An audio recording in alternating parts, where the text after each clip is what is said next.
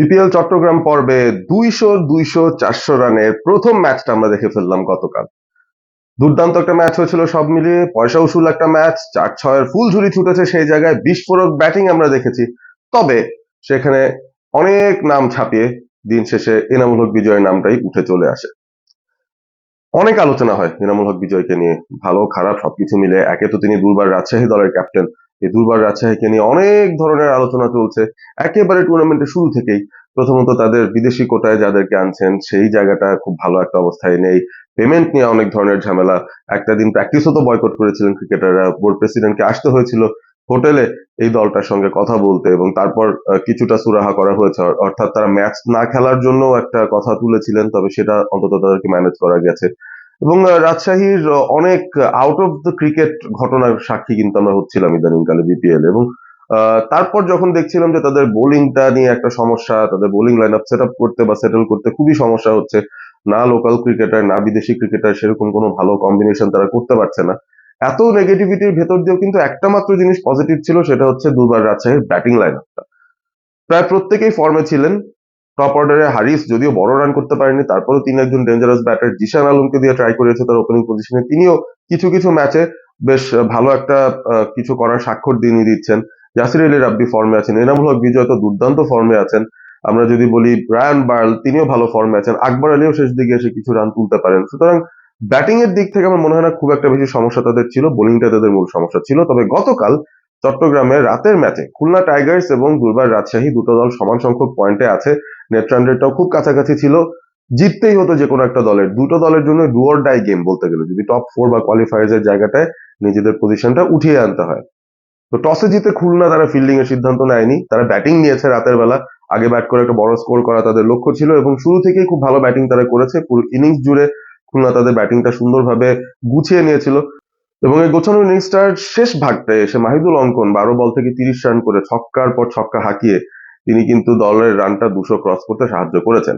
তো দিন শেষে খুলনা টাইগার্স তারা কিন্তু 209 রান করেছিল, 210-এ টার্গেট দিয়েছে দুর্বার রাজশাহীকে। খুব কঠিন টার্গেট মনে হতে পারে, তবে দুর্বার রাজশাহী বলছিলাম তাদের ব্যাটিংটা বেশ শক্ত, তাদের ব্যাটিংটা বেশ শক্তিশালী।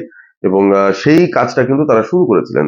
মোহাম্মদ হারিস, জিশান আলম শুরুটা করে দিয়েছেন, এবং জিশান গতকাল 15 বল থেকে 30 রান করে আউট হয়েছেন। ইয়াসির রাবিও সেটা কন্ট্রিবিউশন দিয়েছেন, এবং পরবর্তীতে রায়ান বার্ল একটা কন্ট্রিবিউশন দিয়েছেন।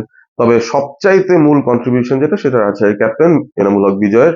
এবং এনামুল হক বিজয় তিনি ইতিমধ্যে এনসিএল টি20তেও একটা 100 পেয়েছিলেন, এবং এবার তিনি একটা 100 তুলে নিলেন একেবারেই ইনিংসের শেষ বলে। তার দল কি জিততে পেরেছে? আনফরচুনেটলি না। বিজয় যখন ব্যাট করতে নামলেন, শুরু থেকেই খুব হাই স্ট্রাইক রেটে ব্যাট করা শুরু করেছেন, এবং পেসার স্পিনার নির্বিশেষে একটা ব্যাপার তিনি এনশোর করছিলেন যে উইকেটের পেছনে রান তোলার সুযোগ তিনি মিস করবেন না।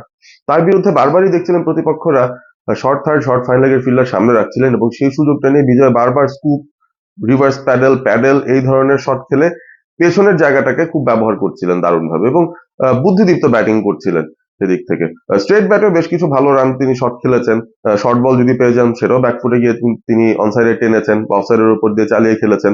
তবে বিজয়ের যেই বেস্ট পার্টটা ছিল সেটা হচ্ছে তিনি একটা পর্যায়েও কিন্তু তার রানের চাকাটা থামতে দেননি। পাওয়ার প্লের ভেতর থেকে শুরু করে মিডল ওভার্সেও বিজয় যখন খেলা চালিয়ে যাচ্ছিলেন, একটা পর্যায়ে মনে হচ্ছিল যখন রায়ান বার্ল এবং বিজয় আছেন এবং শেষ 6 ওভারে 60 রানের মতো প্রয়োজন, তখন কিন্তু মনে হচ্ছিল যে ম্যাচটা রাজশাহীর দখলেই আছে, এবং রাজশাহী হয়তো ম্যাচটা জিতেও যেতে পারে। খুব টেনশনে ছিলেন খুলনার ক্যাপ্টেন, কোচিং স্টাফ, ম্যানেজমেন্ট সবাই।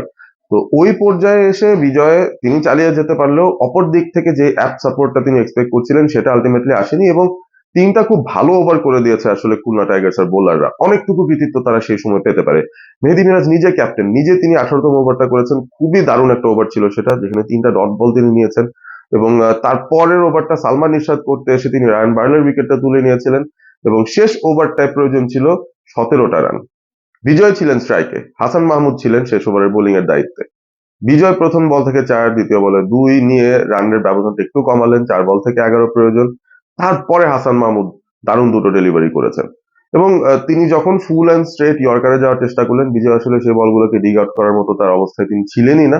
এবং আলটিমেটলি ইকুয়েশনটা এমন পর্যায়ে গিয়ে দাঁড়ায় যে এক বলে 8 রান প্রয়োজন। তো সেটা তো আর ছক্কা হাঁকিয়ে কোনো লাভ নেই, এবং বিজয় তখন 99 রানে অপরাজিত আছেন। তো সেই সময়টায় এনামুল হক বিজয় শেষ বলটা থেকে একটা সিঙ্গেল নিলেন, নিজের সেঞ্চুরি পূরণ করলেন, তবে এমন এক সেঞ্চুরি যেটার পর তিনি আসলে ব্যাটটাও উঁচিয়ে ধরতে পারলেন না, হেলমেটটাও খুলতে পারলেন না, উদযাপন করতে পারলেন না, কারণ তার দল হেরে গেছে 7 রানে। ইনিংসটার চুলচেরা বিশ্লেষণ হয়তো পরবর্তী কোনো এক সময় করা যেতে পারে, তবে ইনিংসটা এবারের আসরে অন্তত যে কোনো বাংলাদেশি ব্যাটারের পক্ষে আমি বলবো যে চেজিং এফোর্টে সবচেয়ে ভালো নক, যেটা আমার দেখা অন্তত। তো এনামুল বিজয়ের ব্যাটিংটাকে আপনি কোনোভাবেই সেলফিশ, নিজের জন্য খেলেছেন, দলের জন্য তেমন একটা চিন্তা করেনি, এইসব বিষয়ে বলার কোনো সুযোগই নেই। যারা খেলাটা দেখেছেন তারা অন্তত অনুধাবন করতে পারবেন কতটা ভালো নক ছিল বিজয়ের, এবং আনফর্চুনেট যে ফিনিশ অফটা তিনি করতে পারেননি। বরঞ্চ আমি বলবো যে যে কারণে রাজশাহী ম্যাচটা হেরেছে বিজয় ব্যাটিং এর জন্য না, তারা মূলত হেরেছে কারণ খুলনা টাইগার্স কিছু ক্রিটিক্যাল মোমেন্টে ওদের থেকে বেটার ছিল। ফর এক্সাম্পল ডেথ ওভার যে 3টা ওভার যেটা করেছে, শেষ 3টা ওভার খুলনা টাইগার্স এর বোলাররা, সেটাতে তারা টেক্কা দিয়েছে 2বার রাজশাহীকে। এবং খুলনা যখন ব্যাট করছিল সেই শেষ 2টো ওভারে মাহিদুল অঙ্কন যে ছক্কাগুলো হাঁকিয়েছেন, বিশেষ করে তাসকিনকে যে ছয়গুলো হাঁকিয়েছেন, সেটাই বোধহয় ম্যাচের এই ছোট্ট ডিফারেন্সটা করে দিয়েছে এবং 7 রানের একটা পরাজয় 2বার রাজশাহী পেয়েছে। খুলনা টাইগার্স তাদেরকে ছাপিয়ে এখন 6 পয়েন্ট নিয়ে আরো একটু উপরের দিকে চলে যাওয়ার সুযোগ পেল। সাবস্ক্রাইব করতে ভুলবেন না চ্যানেলটি, ভিডিওটি পছন্দ হলে ফ্রেন্ডদের সাথে শেয়ার করবেন। আপনারা রয়েছেন অল স্পোর্ট এবিপির সঙ্গে। Stay Assam, stay all sport with all sport ABP.